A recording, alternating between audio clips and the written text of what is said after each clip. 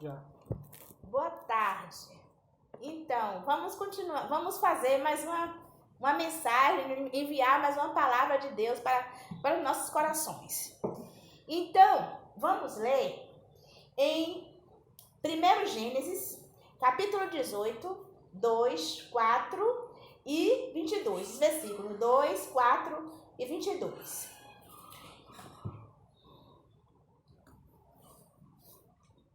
E diz assim: E levantou os olhos e olhou, e eis 3 varões estavam em pé junto a ele. E, vendo-os, correu da porta da tenda ao seu encontro e inclinou-se à terra.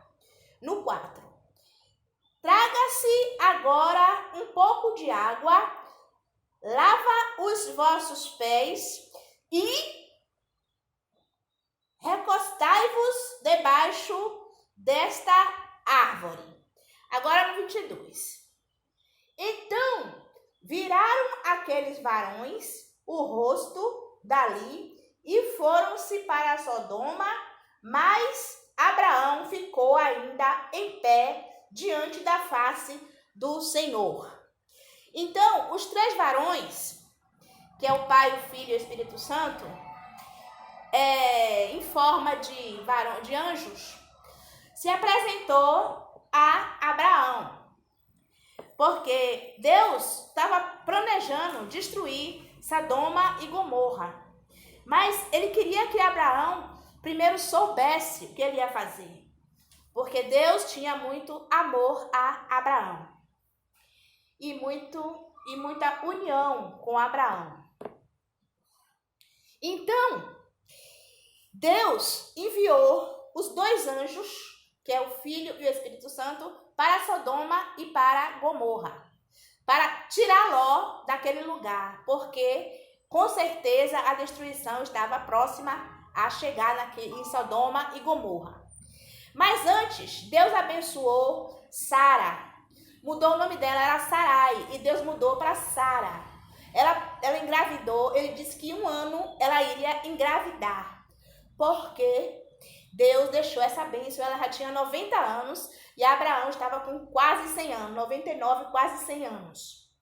E Deus deu essa bênção para Sara e para Abraão, para nascer o filho deles, que é Isaque. Abraão já tinha um filho da serva, que era Ismael. Mas Deus queria um filho da promessa, que era Isaque. Então Deus fortaleceu Sara e também Abraão para que eles viessem a ter mais um filho. Viessem a ter um filho. 1 ano após aquele aparecimento do Senhor ali, naqueles cavalhais, né? Embaixo daquelas árvores, estava aquelas árvores.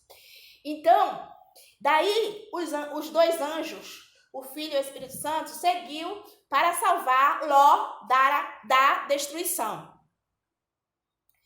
E vamos ler mais uma escritura. Gênesis capítulo 19, versículo 1 e 2. Que diz assim: E vieram os 2 anjos a Sodoma à tarde, e estava Ló assentado à porta de Sodoma. E vendo-os, Ló levantou-se ao seu encontro e inclinou-se com o rosto à terra. E disse: Eis agora, meus senhores, entrai, peço-vos, em casa de vosso servo, e passa nela a noite. E lavai os vossos pés, e de madrugada vos levareis e ireis vosso caminho. E eles disseram: Não, antes na rua passaremos a noite. Mas portanto Ló insistir, eles entraram na casa de Ló. E como Abraão tinha feito também, lavaram os pés deles dos dois anjos, varões, ou seja, o Filho e o Espírito Santo, que entrou na casa de Ló, foi lavado os pés e também alimentou eles, como Abraão tinha feito, né? Alimentou cada um deles. Então, vamos ler mais uma escritura. João, capítulo 13, versículo 8 e 9.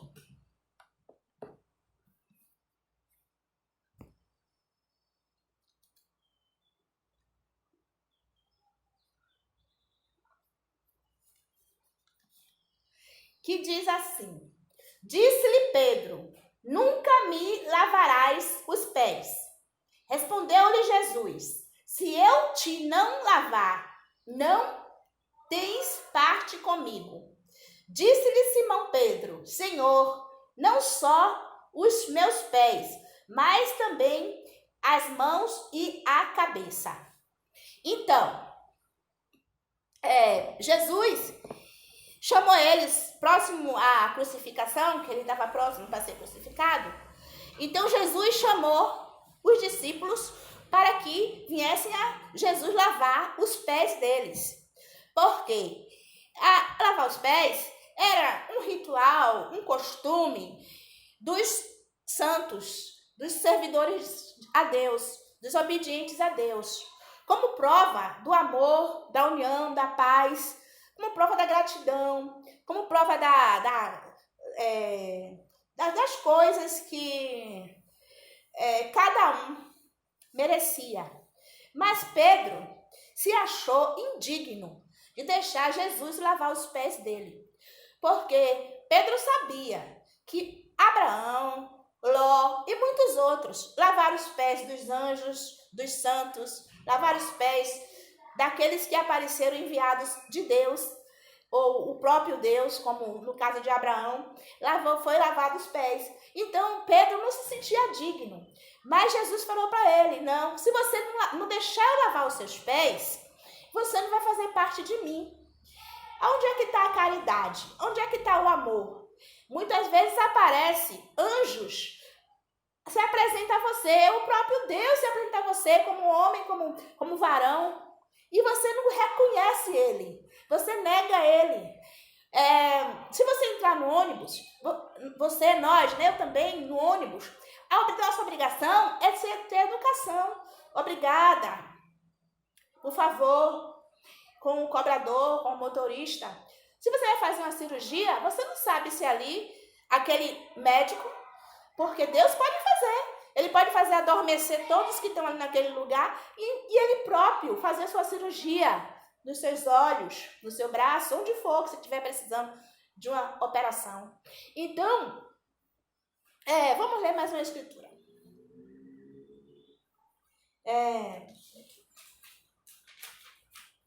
Jó, capítulo 42, versículos 5 e 6.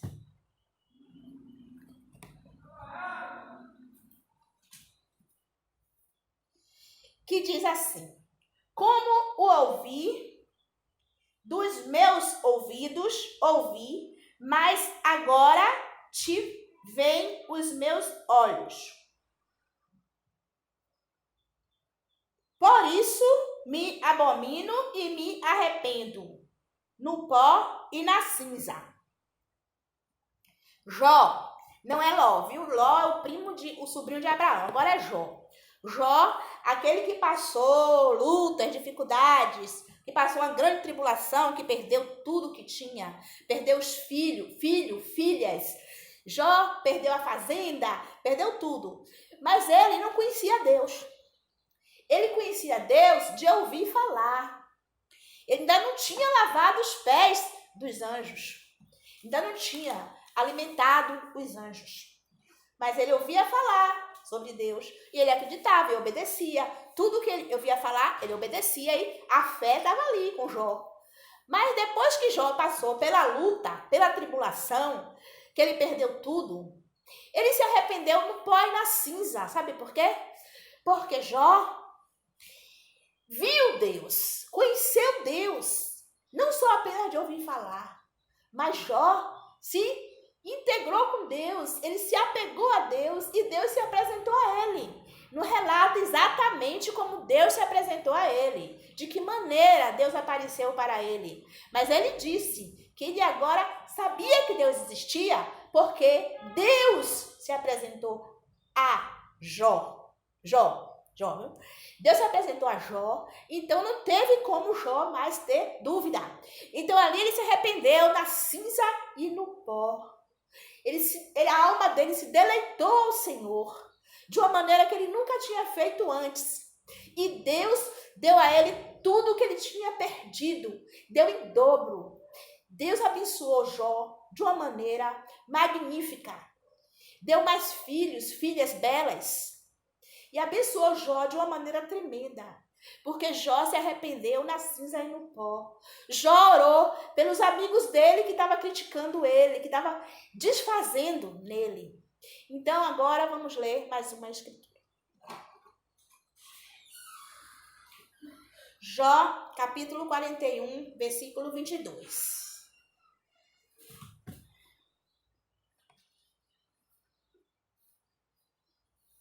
41, 22. Então, no seu pescoço pousa a força perante ele. Até a tristeza salta de prazer, quer dizer, alegria. Então, quando estamos na presença do Senhor, até a tristeza salta de felicidade, de alegria. E o que é que a gente tem que fazer? Quem conhece o Senhor pela palavra, quem conhece o Senhor pelo ouvir falar, tem que procurar ter uma experiência com o Senhor. Porque o Senhor fala. Deus, ele fala. Deus não é um boneco, uma pedra. Deus é um ser humano. Ele é uma pessoa. E ele age nas pessoas com o espírito dele. Que ele tem espírito. O espírito de Deus é a força que faz todos nós respirar. Que funciona nossos órgãos internos e externos. Deus é tudo para cada um de nós. Então, o que nós devemos fazer? Se apegar a Deus. Jesus, eu já vi várias vezes em visão que Deus já me mostrou.